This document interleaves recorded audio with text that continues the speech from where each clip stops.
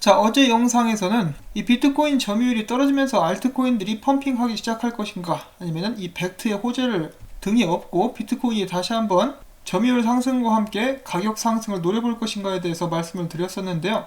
딱 보니까 비트코인은 횡보하는 상태이고 그 동시에 점유율이 떨어지면서 알트코인들이 달리고 있는 모습들을 보여주고 있습니다. 자, 지금 현재 비트코인 가격은 1277불, 그리고 도미넌스는 68%까지 떨어진 그런 상태입니다. 자, 다음은 비트코인 시총 차트인데요. 상승형 쐐기 비슷하게 살짝 올라가고 있다가 아래로 미끄러졌죠. 차트상으로 예측을 해본다면 비트코인 도미넌스는 최대 67%까지 하락할 수 있다라고 이야기를 해주고 있습니다. 자, 그 다음에 제가 최근에 공유를 많이 했었던 그런 분석가 중에 한 명입니다. 이 사람 같은 경우는 최근에 이더리움 상승하기 전부터, XRP 라이트코인 상승하기 전부터 갑자기 나는 이번에 알트코인에 돈 몽땅 넣었다라고 이야기를 했는데, 그 후에 지금 전체적으로 많은 수익을 보고 있다라고 이야기를 해주고 있죠. 제가 이런 부분들 때문에 이제 분석가의 의견도 항상 공유를 하고 있습니다. 잘 보는 분석가의 의견은 이제 충분히 참고할 만하다라고 말씀을 드리고 싶고요. 지금 현재 알트코인들이 올라가고 있는 이런 상황, 많은 사람들이 알트코인을 포기했을 때 알트코인에 들어간 사람들이 있는가 하면은 이 문 오버로드 같은 경우는 재미로, 장난으로 이렇게 이야기를 하고 있습니다. 알트코인 가격들이 바닥인지 아닌지 알 수 있는 지표 중에 한 가지는 이 개나 소나 온라인에 와가지고 비트맥스에서 알트코인 쇼치는 법을 배웠다라고 자랑할 때이다 라고 이야기를 해주고 있습니다. 뭐 인간 지표다 라고 이렇게 이야기를 해볼 수가 있겠죠. 아무튼 뭐 농담 삼아 들으시라고 한번 가져와 본 것이고요. 알트코인이 이렇게 승승장구하고 있는 그런 상황인데도 불구하고 최근에 암호화폐 전문 데이터 분석 제공업체 토큰게이저에서는 비트코인 주요 거래소 거래량이 증가 추세에 돌입했다라고 합니다. 그와 동시에 해시파워는 계속해서 올라가고 있죠. 비트코인이 완전하게 힘을 잃었다라고 보기에는 약간 무리인 그런 상황입니다. 그리고 또한 조만간에 비트코인 관련된 움직임이 크게 한번 일어날 수 있다라고 하니까 한번 주목을 해봐야겠죠. 다음 소식으로는 국민 보드게임 부루마블의 블록체인 버전이 개발되고 있다는 그런 소식입니다. 자, 그 다음으로는 일본에서 승승장구하고 있는 네이버의 자회사 라인이 일본에서 드디어 거래소를 개설했습니다. 이름은 비트맥스. 헷갈리죠? 또 다른 비트맥스랑. 아무튼 이 비트맥스가 이제 개장을 하게 됐는데요. 일단 기본적으로 지원하게 되는 암호화폐는 비트코인, 이더리움, XRP, 비트코인 캐시, 라이트코인이 되겠습니다. 그리고 일본 같은 경우는 수많은 라인 메신저 사용자들이 있는데요. 이 비트맥스 계정이 라인 지갑과 또 연동이 될 것이라고 해가지고 많은 기대감이 일어나고 있습니다. 바이낸스의 CEO 짜오짱펑이 오늘 트위터를 통해서 6가지 중대한 발표를 할 예정이다 라고 관심을 끌었습니다. 이것은 저스틴 선이 잘 쓰는 저스틴 선 권법이라고 볼 수가 있겠죠. 그 후에 여러가지 트윗을 남겼는데요. 첫 번째로는 바이낸스 마진거래 플랫폼 비트코인 테더마켓에 아톰이 추가되었다라고 공지를 했고, 바이낸스 덱스 활용 기술 개발에 기여해준 모든 이들에게 감사한다라는 글을 남겼습니다.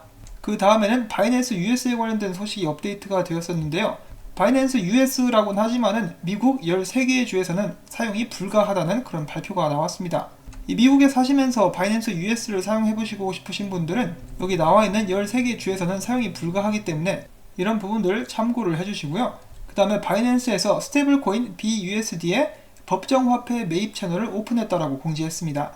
그리고 다가오는 19일, 19시 바이낸스 USD를 상장하고 이 마켓에 BNB와 비트코인을 우선적으로 또 상장을 하겠다라고 부연 설명도 남겼습니다. 자, 그 다음에 미국계 암호화폐 크라켄에서 이상한 일이 또 일어났습니다.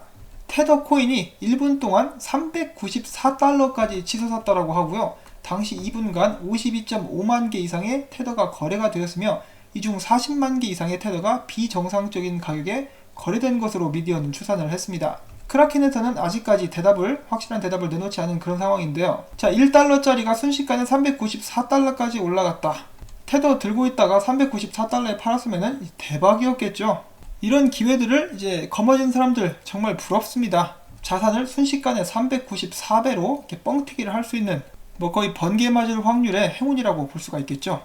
자, 이 문제가 생기고 있는 거래소 크라켄에 대한민국의 자존심 아이콘이 또 상장되게 된다고 합니다. 이번 상장 같은 경우는 미국 달러 유료화로 아이콘을 구매 및 거래할 수 있는 최초의 사례라서 의미가 굉장히 크다라고 이야기를 해주고 있는데, 아이콘의 선전을 또 기대를 해봐야겠죠. 아이콘도 오류 나가지고 394배 이상의 가격으로 팔려 나가기를 한번 바라해 보도록 하겠습니다. 라고 말하면 안 되겠죠. 자, 그리고 또한 크립토닷컴의 플랫폼 코인인 CRO가 gate.io에 상장이 되었습니다. 브렌단 블러머 블록원 CEO가 트위터 계정을 통해서 이오스는 애플리케이션에 소요되는 컴퓨팅 파워와 트랜잭션 비용을 절감시켜주며 자유롭고 완벽한 사용자 경험을 제공할 수 있다. 그래서 이오스가 앱 최적화에 가장 효율적인 코인이다 라고 이야기를 했습니다. 글로벌 컨설팅 기업인 그랜트 손턴이 USDC, 이 스테이블 코인 같은 경우는 연동 계좌 내에 달러 보유량의 가치를 넘지 않는다. 한마디로 이제 잘 받쳐주고 있다라고 이야기를 해주고 있습니다. 테더 같은 경우는 지난번에 74% 정도밖에 연동이 되지 않고 있다. 보유량이 그 정도밖에 되지 않고 있다라고 해가지고 당시에 좀 논란을 낳았었는데요. USDC는 이 비교적 훨씬 더 안전하다라고 이야기를 해주고 있습니다. 자, 그 다음에 앤드류 양에 관한 소식이 있습니다. 미국 대선 후보 중에 한 명이죠. 이 대선 후보가 지난번에 보편적 기본소득 UBI 이것에 대한 공약의 일환으로 내년부터 선거 자금을 이용해서 매월 10명에게 $1000를 지급하기로 밝혔었죠. 이 UBI를 비트코인으로 지급을 할 수도 있다라고 발언을 했습니다. 비트코인이 바로 유니버설 인컴이다. 전 세계적으로 쓰일 수 있는 그러한 수입이 될 수 있다라고 하면서 달러가 아닌 사토시로 UBI를 지급하겠다라고 이야기를 했었다라고 해서 많은 화제가 또 되고 있습니다. 이 비트코인 선전 하나는 정말 확실하게 해주는 앤드류 양이죠. 자, 이 양 씨는 비트코인을 몇 개나 갖고 있을지 개인적으로 궁금합니다. 혹시 알겠습니까? 이 사토시의 사돈의 8촌에 친구여가지고 비트코인을 많이 들고 이제 펌핑을 해주고 있는 걸 수도 있겠습니다. 자, 그 다음에는 비트파이넥스가 공식 채널을 통해서 자체의 거래량과 이더리움 기반 탈중앙화 암호화폐 거래소인 이더파이넥스의 거래량을 통합시켰다라고 공지를 했습니다. 앞으로는 이름도 바꿔가지고 디버스 아이파이라는 이름으로 독립적인 서비스로 운영될 예정이다 라고 이야기를 했고요. 그 다음에는 계속해서 문제거리가 되고 있는 플러스 토큰, 최근 블록체인 전문 업체인 보안 업체인 체인스 가드에 따르면 플러스 토큰 관련 주소로 의심되는 한 주소로 자산 이체가 재개된 정황이 포착이 되었습니다. 지금 현재 그 지갑에 보유된 비트코인 규모는 424개가 좀 넘는 그런 상황이고요. 대부분이 이제 외부로 이체된 것으로 나타났습니다. 이와 관련해서 체인스 가드 측은 플러스 토큰이 소유한 주소에서 비트코인 현금화를 위한 처분 작업이 막바지에 이르렀다. 그들은 새로운 주소를 만들어서 분할을 반복할 것이며 이르면 이번 주 안으로 정황이 포착될 가능성도 있다라고 분석을 했습니다. 이 나쁜 놈들을 잡아야 되는데 많이 안타깝죠, 지금 상황이. 자, 그 다음으로는 인도의 국회의원 라지브 찬드라 세카르가 암호화폐 업계 종사자들과 16일 회담을 갖고 이렇게 이야기를 했습니다. 블록체인 및 암호화폐 산업이 발전할 수 있도록 지지한다. 이 말로만 하지 말고 이제 행동으로 좀 지지를 해줬으면 좋겠죠. 인도 같은 경우도 정말 보고 있으면 답답합니다. 자, 그 다음에 온톨로지 관련된 소식. 온톨로지가 탈중앙화 금융사업을 확장을 위해서 블루콘과 파트너십을 체결을 했습니다. 이를 통해 팩소스의 달러 연동 스테이블코인 팩스를 블루콘의 엑소 플랫폼의 페이먼트의 1:1 전환, 은행과 연결된 모든 결제에 사용될 수 있도록 하겠다는 그런 설명을 남겼고요. 그 다음에 네오의 파트너십이 있습니다. 네오가 셀러 네트워크, 지금 그들의 코인이 시총 159이라고 하는데요. 이들과 파트너십을 체결을 했고 이를 통해서 네오는 블록체인 확장성 및 D앱의 가용성을 제고할 계획입니다. 자, 그 다음엔 오미세고의 파트너십 소식 또 발표가 되었습니다. 오미세고가 시티뱅크 태국과의 파트너십을 발표하면서 시티뱅크 사용자들은 포인트로 오미세고가 지원하는 수천 개의 상점에서 쇼핑이 가능하다라는 소식이 나왔습니다. 한마디로 이 포인트제에 블록체인을 연결시키는 그런 서비스라고도 볼 수가 있겠는데요. 이러한 서비스는 태국에서는 오미세고가 최초로 실시하는 것이라고 합니다. 그 다음 소식으로 이더리움 클래식 관련된 소식이 있습니다. 이들은 공식 채널을 통해서 다가오는 2020년 3월에 진행될 블록체인 하드포크인 아가타를 발표를 했습니다. 얼마 전에 정말 성공적으로 하드포크를 마친 이더리움 클래식이 벌써부터 바쁘게 움직이고 있죠. 아가타 하드포크는 이더리움의 콘스탄티노플과 피터즈버그 하드포크를 포함하며 이더리움 가상머신처럼 이더리움 클래식의 스마트 컨트랙트가 동시에 여러 계정을 보유하게 하는 기능을 포함하고 있습니다. 계속되는 좋은 발전 또 기대를 해보도록 하겠고요. 그에 이어서 최근에 또 많은 가격 상승을 보여주고 있는 이더리움에 관련된 소식도 있습니다. 암호화폐 결제 서비스 업체 비트페이에서 이더리움을 지원하겠다라는 그런 소식이 나왔고 비탈릭 부테린은 이더리움이 더 많은 암호화폐 결제 솔루션에 포함되기 시작하는 걸 보니 아이고 좋다라고 말을 남겼습니다. 그와 동시에 이더리움 같은 경우는 주요 거래소 거래량이 전날 대비 대폭 증가하는 좋은 모습을 또 보여주었습니다. 계속해서 가격 상승을 이뤄낼 수 있을 것인가? 이더리움의 행보에 많은 관심이 집중되고 있습니다. 자, 그 다음은 또 다른 미국의 대형은행 웰스파고에 대한 소식이 나왔습니다. 올해 JPM 모건에서 JPM 코인을 만들었었죠. 이들에 이어서 웰스파고도 자신만의 스테이블 코인을 만들 계획을 가지고 있다는 발표를 남겼습니다. JP 모건 같은 경우는 이더리움의 기술을 사용했다고 하는데 웰스파고 같은 경우는 R3와 협업을 하겠다고 발표를 했고요. 웰스파고 시스템 내에서 네트워크 내에서 빠른 결제와 지불을 위해서 분산 원장 기술을 사용하게 될 것인데요. 테스트는 내년부터 이루어지게 될 것이라고 합니다. 첫 번째로는 달러, 그 다음에는 다른 나라 외화들을 취급하게 될 예정이라는 설명도 덧붙였고요.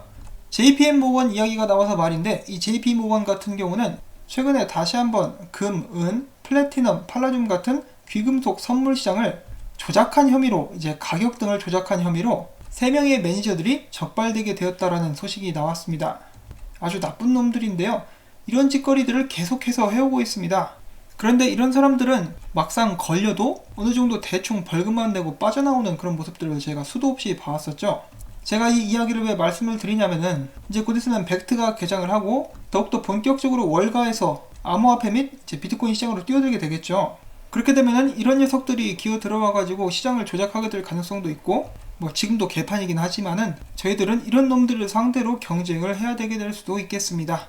뭐 이런 점도 참고해가지고 알아두시면 좋을 것 같고요. 자, 그 다음에는 CFTC 측에서 시장 감독관의 코인베이스 부사장을 선임했다라는 그런 소식이 나왔습니다. 그분의 이름은 도로시 드위트라고 하고요.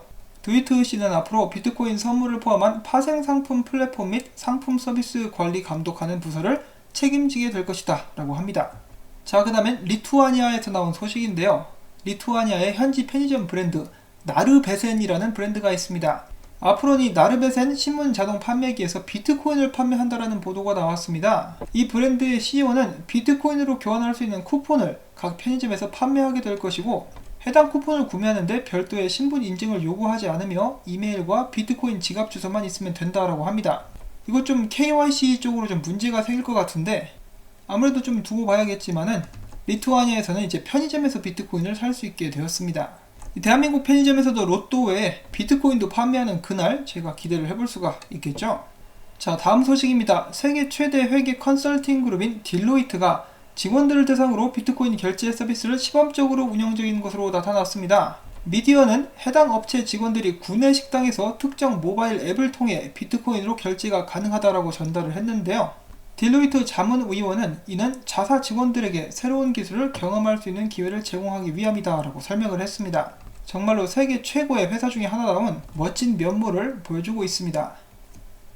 자, 그리고 오늘 드디어 크리스틴 르갈드가 유로피언 총재로 등극하게 되었습니다. 그와 동시에 암호화폐 시장에 어떤 영향을 미칠 수 있을 것인지 많은 사람들이 주목하고 있다는 그런 소식인데요. 일부 암호화폐 분석가들은 크리스틴 르갈드가 이전부터 디지털 통화와 블록체인 기술의 혁신적인 잠재력을 강조해 왔다는 점에서 그의 ECB 총재 취임이 전반적으로 암호화폐 시장에 긍정적인 효과를 가져다 줄 수 있을 것으로 기대를 하고 있습니다. 그렇지만은 그와 동시에 크리스틴 르갈드가 다양한 디지털 통화의 법적 규제를 위한 노력을 강조하는 등 무조건적으로 비트코인 등 모든 암호화폐에 찬성하는 입장은 아닌 것으로 보여진다는 지적도 있습니다. 이런 부분은 뭐 당연한 것이겠죠. 그리고 법적 규제 같은 경우는 오히려 긍정적으로 봐야 되는 그런 상황이 아닌가 라고 또 생각을 해봅니다. 자, 그리고 또한 계속되는 유럽 중앙은행 관련된 소식인데요. 유럽 중앙은행 측은 다가오는 10월 G7 재무장관 회의에 그들이 조사한 암호화폐 보고서를 제출하게 될 예정이다 라고 합니다. 아마도 이제 비트코인을 비롯해가지고 리브라까지 많은 의견들이 여기에 더해지게 될 것이라고 생각을 해볼 수가 있겠는데요. 부디 규제는 하되 암호화폐 시장을 성장시킬 수 있는 그런 의견들이 담겨 있기를 한번 바라보도록 하겠습니다. 자, 다음은 비트코인에 관련된 소식들을 또 보도록 하겠습니다. 코인텔레그래프에 의하면은 지금 현재 비트코인을 10개 이상 들고 있는 금액으로는 10만 달러 이상 어치의 비트코인을 보유하고 있는 지갑의 개수는 15만 7,210개로 나타났습니다. 겁나게 부럽네요. 제 지갑도 이 중에 하나였으면 얼마나 좋을까라고 한번 생각을 해보는데 이제 그만큼 비트코인의 미래에 대해서 자신하고 있는 사람들의 숫자가 늘어나고 있는 것은 아닌가 하고 제가 생각을 해볼 수가 있겠죠. 자, 최근에 비트코인의 시총이 약간 흔들흔들 거리고 있는데요. 아직도 벡트 등의 펌핑을 가져다 줄 수 있는 요소는 많다라고 사람들은 이야기를 하고 있는 동시에 곧 있으면 비트코인이 큰 움직임을 보이게 될 것이다. 최근에 정말 변동성이 줄어들고 있으면서 고점은 낮아지고 저점은 높아지는 그런 상황이 지속이 되어 왔었습니다. 암호화폐 분석가들 중에 한 명인 이 초니스 트레이딩이라는 사람은 비트코인 변동성 지수가 엄청난 움직임이 임박했을 가능성을 가리키고 있다라고 분석을 남겼습니다. 자, 그런데 이 친구 같은 경우는 비트코인이 떨어질 것이라고 생각을 하고 있는데요. 이 비트코인의 데일리 차트에서 11월 26일 그때 당시 이동평균선과 관련해가지고 지금 현재 비트코인 가격이 비슷한 방향으로 움직이고 있다. 그러면서 단기 급락을 예상해 볼 수가 있겠다라고 이야기를 했습니다. 보시면은 왼쪽이 2018년도, 오른쪽이 2019년도라고 나와 있죠. 자, 과연 벡트를 앞두고 비트코인이 급락하게 될까요? 반면 비트코이니스트 같은 경우는 올해 들어서 비트코인 가격의 긍정적인 흐름뿐만 아니라 비트코인 네트워크의 해시레이트 등 펀더멘탈도 크게 성장하고 있다. 우리는 이제 향후 비트코인 가격을 긍정적으로 바라보고 있다 라고 이야기를 했습니다. 그래서 결론이 뭐냐? 올라갈 수도 있고 내려갈 수도 있다.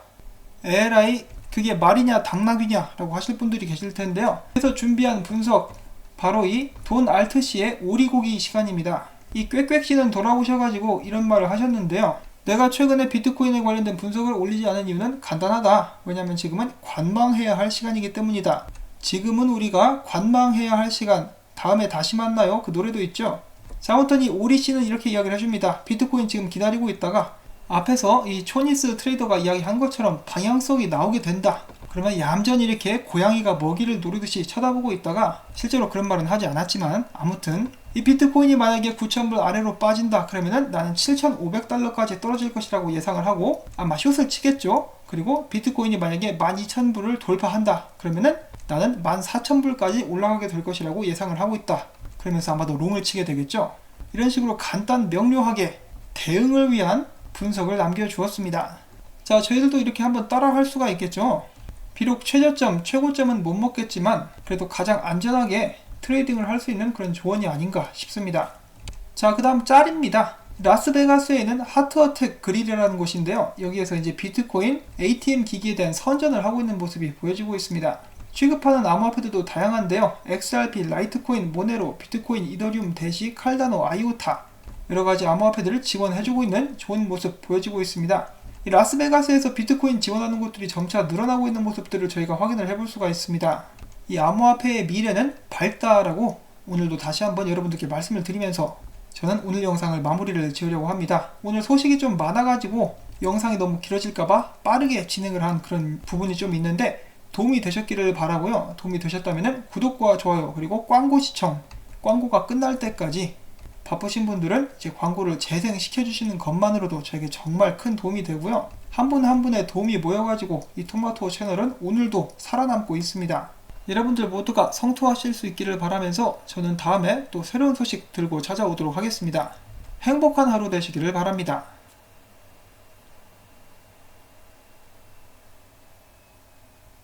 안녕히 계십시오.